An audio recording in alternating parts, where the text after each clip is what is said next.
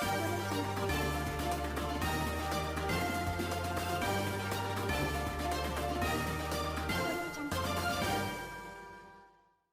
की है, उसके आज 11 महीने से करीब 11 महीने हो गए।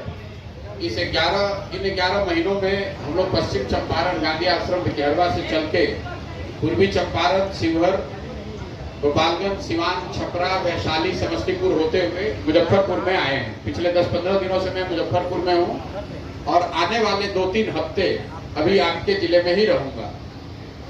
इस यात्रा के दौरान अभी तक जो हम लोगों ने देखा, जो लोगों के साथ मिलकर समझने का प्रयास किया, समझा, उसके बारे में एक संक्षिप्त मैं अपना विवरण आपको दे देता हूं।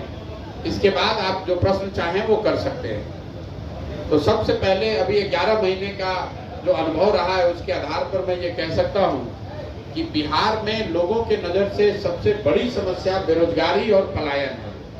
आप में से कई पत्रकार ये कह सकते हैं कि भाई बेरोजगारी और पलायन बड़ी समस्या है, इसको जानने के लिए आपको पैदल चलने की क्या जरूरत है, तो सबको पता है।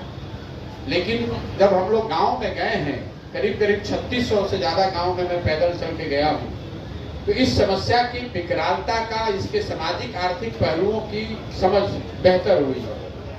कई उदाहरण के तौर पे कई लोगों को ऐसा लगता है कि बिहार में जो पलायन है वो गरीबों की समस्या है, लेकिन जो हम लोगों ने गांव में देखा, पलायन और बेरोजगारी दोनों ही किसी वर्ग विशेष की समस्या नहीं है। जो गरीब है वो मजदूरी करने के लिए बाहर जा रहा है, लेकिन जो आर्थिक तौर पे सुदृढ़ लोग हैं, जो मध्यम वर्गीय परिवार हैं, उनके बच्चों को भी पढ़ाई के लिए, रोजगार के लिए बिहार के बाहर ही जाना है। परिवार की ये पलायन की परेशानी इतनी बड़ी है कि बिहार में परिवार की परिकल्पना ही करीब करीब खत्म हो गई है। गाँव में हम लोग जाते हैं तो ज्यादातर गांव में 40 से 50% युवा अब गांव में रहते ही नहीं है। या तो वो मजदूरी करने के लिए बाहर गए हैं या पढ़ाई करने के लिए बाहर गए। गांव में हम लोग को ज्यादातर महिलाएं, छोटे बच्चे और बुजुर्ग लोग मिलते हैं।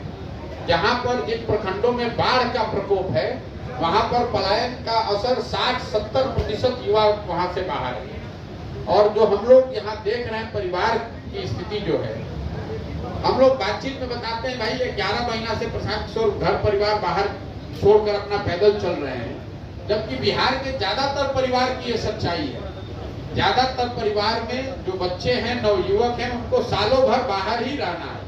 कोई छठ में, ईद में, कोई पर्व त्योहार में वापस घर आया, वरना उसको ये पूरे 10 महीने, 11 महीने बाहर ही रहना है। साल में उसको अपने परिवार के साथ रहने का सुख नहीं है।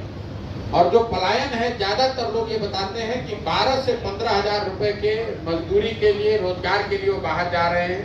ऐसा नहीं है कि उनको कोई